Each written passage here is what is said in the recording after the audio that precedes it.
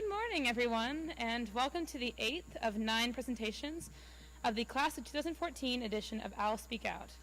My name is Ashton Murphy, and I'll be your host today. The I'll Speak Out program is a part of Oakridge's Learn 21 initiative, which was designed to give every graduate the skills necessary to succeed in the academic and professional world of the 21st century. The initiative revolves around the 6 C's: character, collaboration, cosmopolitanism, critical thinking, communication, and creativity. The I'll Speak Out program specifically works to improve the final 2, communication and creativity. It all began 3 years ago when 8 seniors bravely volunteered to give speeches to their class. Since then, it's expanded to allow every senior the opportunity to talk about their unique passion. This year, students even hosted presentations. Now, without further ado, I'd like to introduce the first speaker today. Please help me in welcoming Carter Jane Pond, who entered Oakridge in the 7th grade.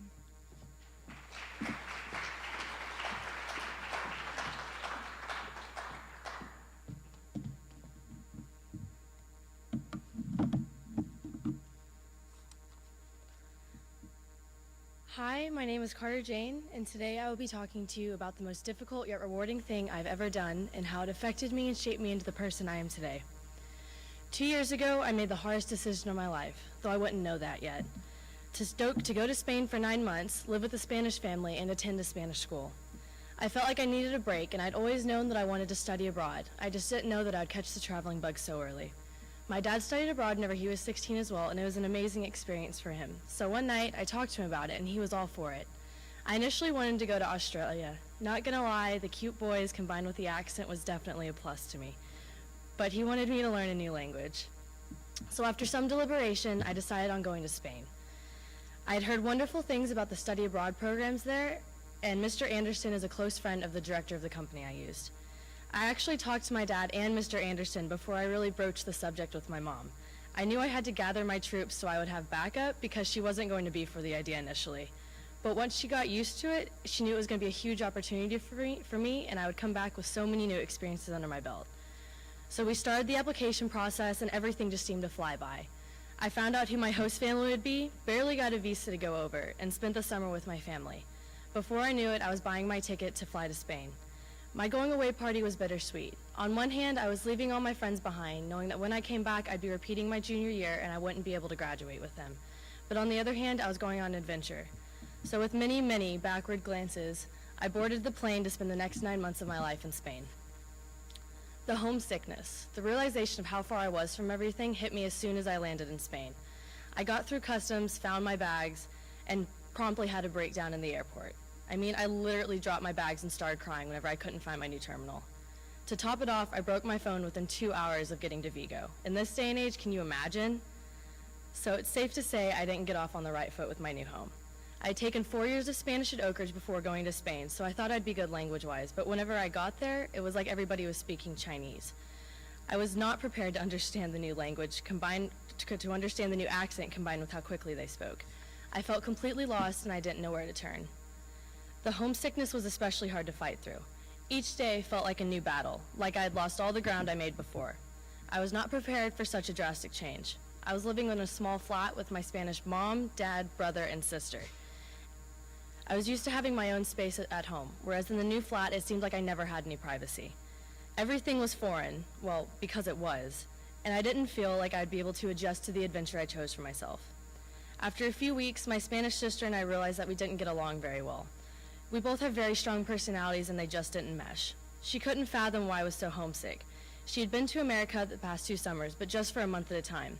But knowing that you're in a foreign place for 9 months and dependent on another person, as I was with my Spanish sister, can cripple the way that you think. I didn't want to try to get used to everything. I just wanted to go home. I was ready to wave the white flag and throw in the towel. I tried every way I knew of to talk my parents into letting me come home, and thank goodness they never gave in. My Spanish mom, Rosie, had the patience of a saint with me. She was my shoulder to cry on whenever I was missing home, but she was also hard on me whenever I really did need to get out of the house and hang out with people my own age. I don't want it to sound like this was just a miserable experience for me. It was very difficult to get to where I was comfortable in my new environment, but eventually it did start to feel like I was fitting in. The first 4 months felt like they lasted forever, but after Christmas, I really turned the corner. New Year's was the first time I really went out with my friends and had a good time. I spent the first half of New Year's with my family, but then my friends came over and we left at 1 a.m. for the party. I spent the whole night dancing and meeting new people, and we didn't leave until 7 a.m. whenever we went to go get hot chocolate and churros, a Spanish tradition. As the months passed, I slowly but surely began to get used to Spain. I would go out with people from school, and I was making my own friends. The freedom that Spanish kids have became a blessing, not just something that was different. I would go out with my Spanish sister and wouldn't have a problem telling her that I was going to hang out with my friends and that I would see her back at home. I was learning the language too. On Thanksgiving after school, I was Skyping with my mom when Rosie came in and asked me a question. I rattled off my answer in Spanish and was shocked. My mom thought Rosie and I were playing a joke, but I was just as in disbelief as she was. I couldn't believe that I had said something in Spanish without thinking about it first. This still happens to me today, to be honest.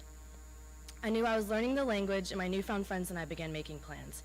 Spanish was coming way easier to me, and I could understand more of the conversations I was hearing. Whenever I first got there, I would have a headache after a long day of listening to people speak. I would translate what they would say, and then I would translate what I wanted to say, but by the time I'd organized my thoughts, they were already on a new topic. I was more active in my classes, and my teachers took every opportunity to encourage me. I still missed my family, but I knew that time was flying, and I would get to see them before I knew it. I was traveling and seeing parts of the world that I'd never experienced. While in Spain, I went to Portugal and London with my Spanish family, but London was definitely my favorite. Funny story, actually. While we were in London, we went to Starbucks, and I was translating for my family so they could get what they wanted. I would ask the barista a question and then translate the answer to my Spanish family. After a few questions, the barista says, "Wow, your English is amazing. You have a perfect American accent. Did you study abroad there?" My Spanish mom understood the gist of what he was saying, and she died laughing.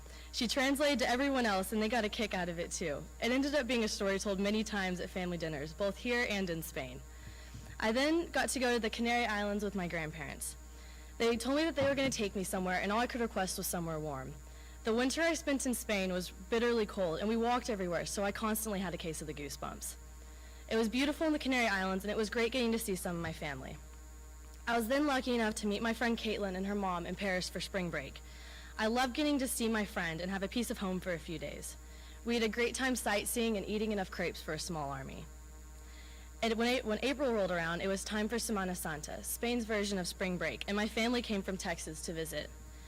I had a wonderful time seeing them, and I cried whenever they walked out of the international baggage area and attacked them with hugs. I loved seeing them after 7 months away. We really got to catch up without worrying about the sketchy international connection on Skype. We got to eat true Spanish tapas and paella and explored Madrid for 3 days before we traveled back to Vigo so they could meet my Spanish family. I was so glad that they finally got to meet the people who had really become my family over the last 7 months. Saying goodbye to my parents and siblings was so hard. I felt like I barely had any time in them, but I knew I only had 9 more weeks in Spain, so I had to make the best of it. Those 9 weeks went by in the blink of an eye. I spent as much time with my friends and family as possible to soak up as much of Spain as I could. But once it seemed that I'd really become a Spaniard, it was time for me to go home. In the 2 years since I came home, my life has changed drastically. I am more confident and sure of myself. Spain showed me how strong I am and what I have to offer, that it is okay to depend on other people and to trust another family like I trust my own. It even gave me the confidence to apply to Vanderbilt and may have helped me stand out among the other applicants. Now I will call Nashville home this autumn. My experience in Spain affected me in ways I can't even explain. Beyond just becoming fluent in Spanish, I came home a more mature and worldly person. Spain showed me that no matter how hard the obstacle, I could surely get through it. After all, I chose to live 5,000 miles away from my family for 9 months. I never thought that I would have a family in another country, but I do now, complete with grandparents, aunts, uncles, and cousins. My Spanish brother and sister even came to Texas for a month the summer I came home, and my good friend Laura was here for 2 months this past summer. My friends in Spain are constantly begging me to come back, and if everything goes according to plan, I will this summer. My experience in Spain even influenced my little brother to want to do the same, and I'm so excited for him. He really bonded with my Spanish brother, and he can't wait to go back to see him and experience what I experienced. I was profoundly changed by my 9 months in Spain, and I honestly cannot imagine my life without that experience. Thank you.